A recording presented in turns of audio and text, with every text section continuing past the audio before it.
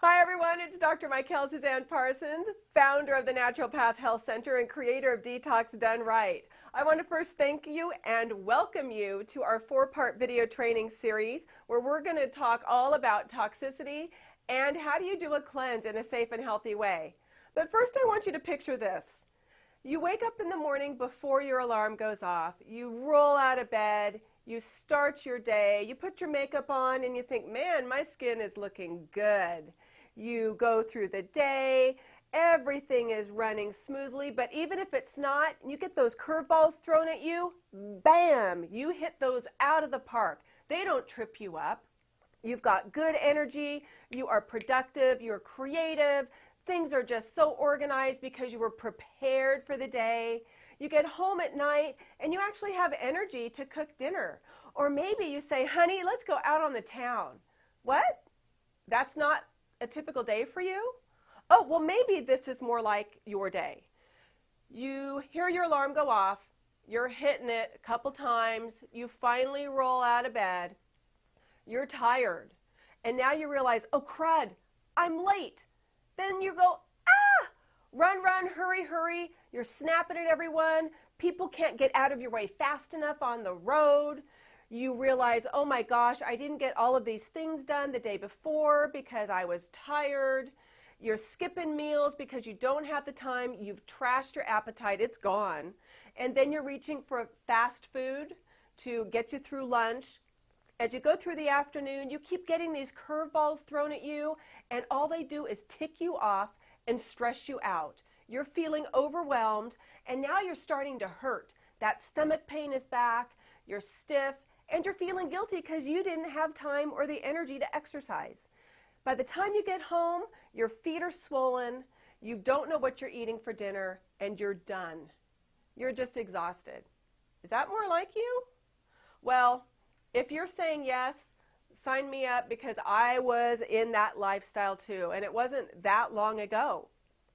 My whole becoming out of balance as I look back through my personal life actually started with a very clear memory of being a little girl, and I broke one of those mercury thermometers. And I was playing with the mercury on the floor, and I thought it was so cool, and I was probably like 5 or 6 years old. And my mom came in and flipped out, had a bloody fit, and in my 6-year-old mind I was thinking, what do you know? Little did I know that I was setting myself up for a whole host of health issues that were going to hit me when I was in my 30s and 40s.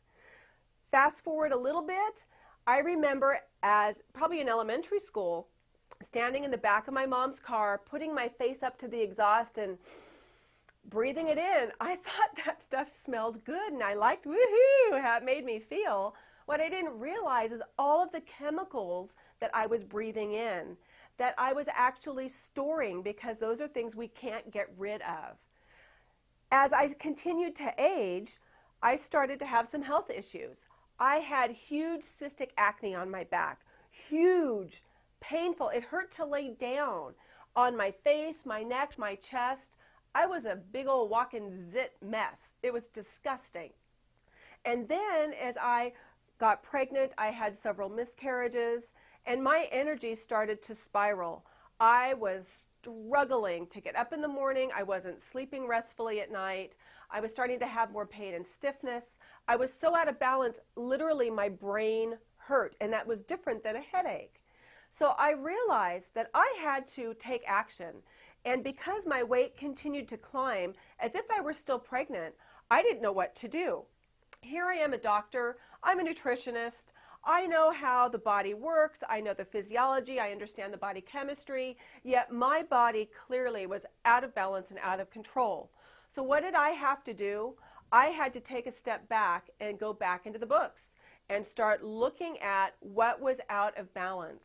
Now I know many of you are saying, yep, that's me, I need to know what to do. And I know a lot of us turn to popular things that we find on the internet. But I want to just start by breaking one myth or misconception about some things that a lot of my patients come in and tell me that they're doing. And now I'm going to share this with you so you don't do this. First thing that I want to talk about is the fasting types of cleanses. Now, when you're fasting, and I'm not talking about religious purposes, that's a whole different topic, but if you're fasting because you want to feel better, when you fast, you're essentially just drinking water. You've pulled out all of those foods from your diet and you're focusing just on drinking, hopefully, clean, pure water. Now, let me tell you, that may not be a good thing for you because detoxification is a food-driven system. We get the nutrients from our foods to run our detox factory. And how well we feel or the symptoms we may be getting can often be traced back to how well our detox factory is running. So when we're doing just a water fast, that's depriving our factory. It's like we're shutting down our detox factory and saying, you guys can all go on vacation. We're just going to take a break. But the burden of our toxicity doesn't ever take a break. And we're going to talk more about that in the next video. But for a fasting for cleansing purposes, that's not a healthy thing for you. The second popular thing that a lot of people do are these juice cleanses. Now in these juice cleanses, typically we are taking hopefully organic fruits and vegetables and juicing them and drinking them. And that's pretty much it. You might be increasing your water intake as well. But what happens with that? Well, let's see. When we're doing a juice cleanse, we're putting in beets and carrots and apples, all kinds of sweet, yummy tasting things. And what does your pancreas say? Blech! You're making it work a lot harder because you're making your pancreas squirt out a lot of insulin because all of that juice is a bunch of sugar and you aren't getting the balance of a meal to balance that out. So you're spiking your blood sugar, your insulin's getting squirted out, spiking as well, and you're actually creating potentially not only a blood sugar imbalance, but more inflammation with that on a cellular level. So unless you're adding protein in and you're doing the fiber, which I know a lot of you aren't because that's icky, that's not a safe or healthy way to detoxify. The other thing that's missing is protein. You've got to have protein to let your detox factory work correctly. Now, another type of cleanse is a colon cleanse. And people will often go to do a colonics, they'll do enemas, they might take some herbs that force stuff out of the rectum. That's great, but what do you have to do to get the stuff in the form that it needs to get into the colon in the first place? That's where a lot of people are missing the boat.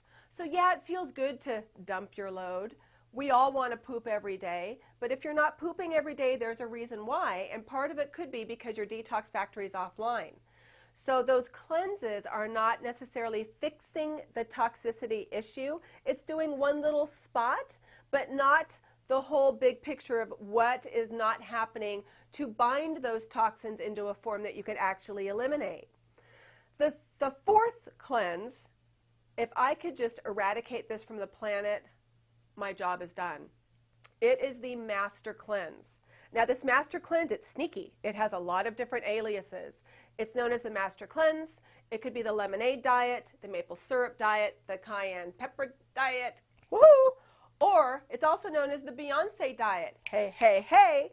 Now Beyonce is an amazing actress and singer, but I do not consider her a health expert. And even though she's done this cleanse and has been very public about it, I can guarantee you the weight that she dropped came right back on. This is the reason why. This diet essentially is lemon juice, maple syrup, cayenne pepper, and some water. And that's all you do. There's not even any veggies in that. So it's purging your system. Well, yeah, if you're drinking cayenne pepper, wouldn't you be purging too? That's not cleansing you though. That's just forcing stress on your body. And then some people will do an herbal tea or maybe a saltwater drink to really force those intestines to squish stuff out. Well, that would be great if detox was just about pooping, but it's more than that. We need to do more. So when you're doing a master cleanse, you are not mastering anything other than mastering your factory shutdown in your detox factory because you are not giving the body the tools it needs. So why do some people feel better when they do these things? Why is that? Let me tell you. Because you're not eating the crap that you normally do. And a lot of those faux foods, foods that really aren't real food, foods that are from a box, a bag, or a can that have been processed and tinkered with, those aren't real foods. So you've eliminated those, and some of those things you're actually allergic to and you have no idea. Food allergies are sneaky and tricky. So when you start to pull those things out and you throw in veggies, which maybe you don't usually eat because you are anti-veggie, like I used to be, then you actually will feel better because you've reduced a lot of the toxic burden from those processed foods. You've pulled out a lot of potential allergens, and your body's like, whew, I'm not getting those irritants, but now I've got this problem with my detoxification.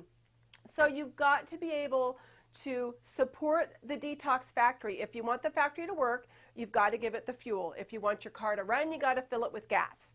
If you want your lungs to breathe, you got to fill it up with oxygen. Get the drift? So when you're pulling a lot of foods out and you're not supplying the things that your detox factory needs, it's not going to run. And darn it, when we don't have a good factory, we start to store those suckers in our body fat. It reduces our energy. So for a lot of people, when they do these radical, unhealthy types of cleanses that are very, very popular, they feel better initially, but then when they start to add in those foods and they go back to their old diet, guess what? Those symptoms come right back. It might take a month or two, but they're right back. And then what really is frustrating is on these cleanses, you've done the time, you paid the price, you're feeling better, your weight's dropping, you're like, hey, it's happening. You add those foods back in, your body fat goes back up. So when you're losing weight on these cleanses, guess what, my friend? You're not losing body fat, you're losing muscle. You're forcing your body to cannibalize itself. You're snacking on your own body. Ew, that doesn't sound good. No, we don't want that. Because when our muscle mass goes down, our body fat goes up. But the number on the scale might be going down. So psychologically, we're like, oh, I'm losing weight. The scale says so. But that's where working with someone who really understands how to do these things safely and correctly are really important, because you're fooling yourself. And I don't want you to do that. And you're setting yourself up for harm's way. So one of the things that we want you to do is first be able to identify, are some of the things that I'm experiencing possibly due to toxicity? So what I want you to do is click on the link below and download this toxicity symptoms survey. Now in this survey, I'm asking you a ton of questions and I want you to rate each symptom, and there's a scorecard at the end, and I want you to tell me what your score is. I'm going to post my personal score of when I was feeling my worst and how I'm feeling today. And I want you to do the same. And I also want you to post if there's one symptom that you potentially could get rid of, what would that be? Would it be the fatigue? Would it be the headaches? Would it be the PMS? What would it be for you? And as you post that information and any questions you have, I will personally be responding to those. So check out my numbers. I'm not shy. I'm pretty open about my health. And you post yours. Ask any of those questions, but make sure you get your toxicity symptoms survey. And in the meantime, make sure that you understand that we are in a toxic world, and we are going to figure out how to keep us healthy in this toxic world. Dr. Parsons, signing off.